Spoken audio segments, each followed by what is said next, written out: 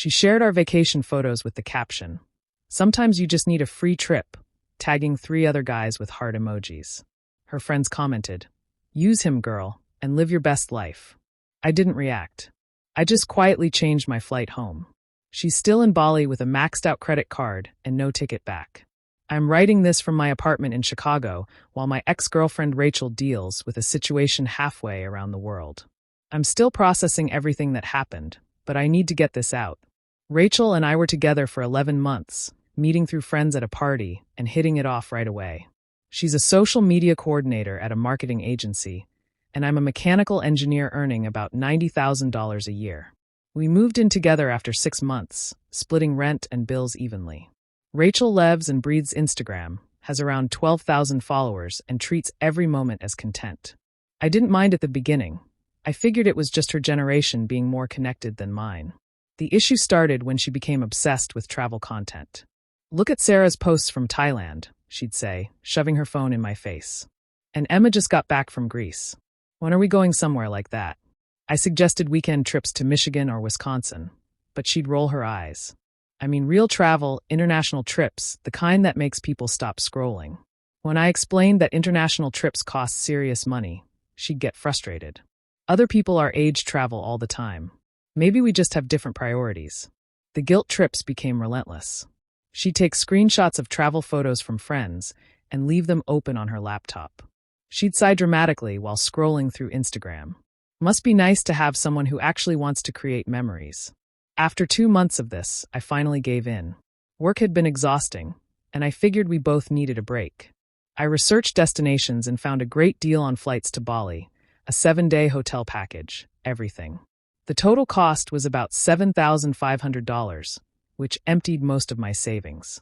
Rachel was thrilled, immediately planning outfits, researching Instagram-worthy spots, and creating shot lists. She thanked me constantly that first week, and I felt good about making her happy. The flight to Bali was long but fine. When we arrived at the hotel, Rachel immediately started taking photos nonstop. We couldn't eat a meal or visit a temple without a full photo session. "This content is going to be amazing," she kept saying. "My engagement metrics are going to explode." On the second day, I woke up and checked Instagram out of habit. Rachel had posted a carousel of photos from the day before with the caption, "Sometimes you just need a free trip," tagging 3 guys I didn't recognize with heart emojis. I stared at my phone, trying to understand what I was seeing. Free trip. I had paid for everything. And who are these guys getting heart emojis? The comments were harsh. "Use him, girl," from someone named Jess. "Living your best life, sis," from Ashley. "Get that bag, queen," from Emma. Dozens of comments celebrating her for using me. I glanced over at Rachel, still asleep. Should I wake her up and start a fight in paradise? Instead, I took screenshots and went to the balcony to think. Throughout day 3, Rachel kept checking her phone and giggling. When I asked what was funny, she'd say just my friends being supportive. She posted more photos with captions like, "When he finally comes through," and "Some girls just know what they want." That evening, I used the hotel's Wi-Fi to call my buddy Mike back home. International calls were pricey, but I needed perspective.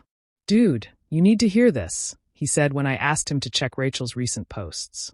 "I've been watching her stories, and there's some weird stuff." "What kind of weird stuff?" "She's been posting story updates throughout your trip, showing DMs from other guys, like she's flirting with them while you're right there. And some of her friends are commenting things like, 'The plan worked,' and 'told you it would be easy.'" My stomach dropped. "What plan?" "I don't know, but Ashley commented something about how they told her exactly what to do to get you to pay for this trip, like it was all set up." I hung up and sat in the hotel lobby for an hour.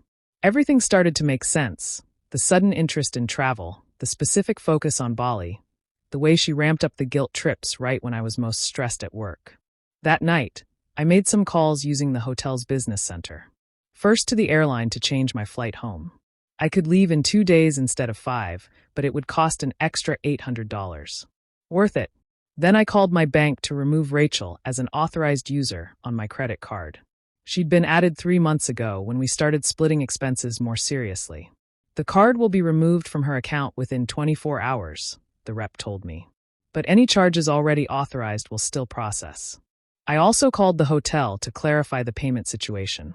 Since I'd booked and paid for the room up front, There wouldn't be any additional charges for my early departure.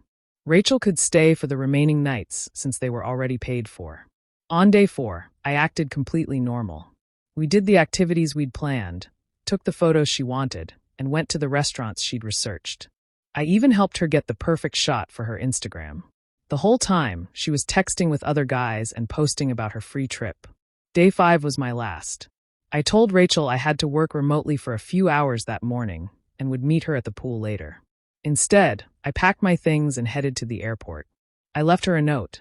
Rachel, I hope you enjoyed documenting your free trip. I've removed you as an authorized user on my credit card, so you'll need to figure out how to cover your remaining expenses and flight home. I've also started the process of moving your belongings out of my apartment. You have 30 days to collect them or arrange for pickup. Don't contact me. I turned off my phone and boarded the plane. The flight home was the most peaceful 18 hours I'd had in months. No pressure to take pictures. No one checking their phone every 5 minutes. No one making demands about what we should do next. When I landed in Chicago, I turned my phone back on. 53 missed calls from Rachel. Dozens of texts that started apologetic and quickly turned angry. Her friends had apparently seen that I posted a story from the airport and told her I'd left. The texts were a journey. Where are you? This isn't funny. Then, I'm sorry about the posts. I was just excited. Then, you can't just leave me here. This is insane. Finally, you're actually insane. I hope you know that. I didn't respond to any of them. Mike called me that evening with an update.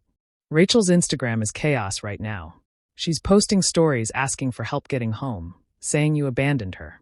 But her friends were turning on her in the comments. Apparently, once people realized I'd actually left her stranded, the narrative changed. Instead of celebrating her for using me, her friends were calling her foolish for pushing too hard.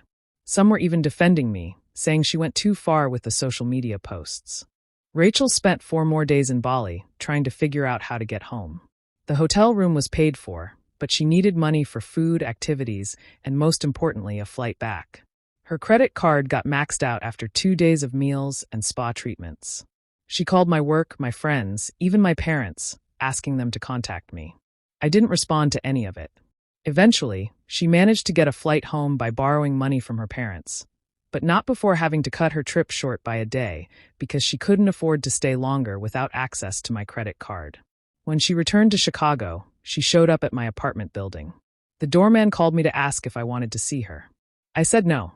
She waited outside for 3 hours before giving up. That was a month ago. She's tried reaching out through mutual friends, but I've made it clear I don't want any contact. A few people have said I was too harsh, that I should have just broken up with her normally instead of leaving her in another country. But here's the thing. She didn't see me as a boyfriend. She viewed me as a resource to exploit. The whole relationship was just a long con to get what she wanted. She didn't accidentally hurt my feelings or make a judgment mistake. She deliberately manipulated me for months, celebrated it publicly, and was planning to move on to other guys. Anyway, I'm not angry anymore. I'm actually grateful this happened before I wasted more time and money on someone who never cared about me. The trip cost me $7,500, but finding out who she truly was worth every penny. Rachel is still trying to rebuild her image on social media. She deleted all the posts about the free trip and the guys she was tagging. Her follower count has dropped by about 3,000. It turns out people don't want to follow someone exposed as a user. As for me, I'm doing well. I've got my apartment back to myself, my finances are recovering, and I'm focusing on things that genuinely matter. Sometimes the best response to manipulation is simply removing yourself from the situation entirely. Rachel eventually got her belongings back. She had a friend pick them up during the 30-day window I gave her. No drama, no confrontation, just a clean break from someone who saw me as a walking ATM. I still have the screenshots of her Instagram posts and comments, just in case she ever tries to tell a different story. The internet might forget, but screenshots last forever.